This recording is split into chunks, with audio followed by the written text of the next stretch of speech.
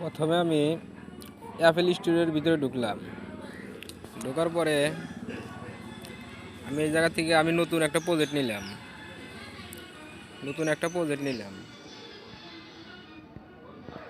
নেওয়ার পরে আমি গান ঢুকাবো।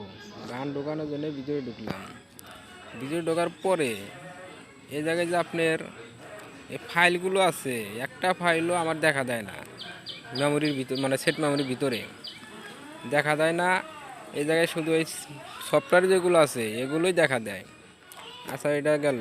যাওয়ার পরে আপনার মেমোরির ভিতরে আপনার যে সিএক্স এই ফাইলটা আমি ভিতরে ঢোকার পরে আমি সেট মেমোরির ভিতরে ঢোকার পরে অ্যান্ড্রয়েড ফাইলের ভিতরে ঢোকার পরে অ্যাপেল ইউজার নেম এটার ভিতরে ঢোকার পরে এই যে লেখাগুলো আসার পর আমি ওকে করার পরে এই জায়গায় ফাইল লিখতে বলে। ধরেন আমি যে কোনো একটা ফাইল লিখে দিলাম। ধরেন আমার নাম দিয়ে আমি লিখলাম।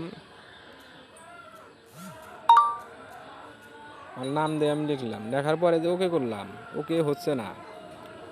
শুধু এই অনুমতি দেন এই জায়গায় চাপ দিলেই আপনার এই সিস্টেম আসতেছে। আসার পরে আপনার হতেছে না ওকে, আবার সেই জায়গায় চলে যেতেছি।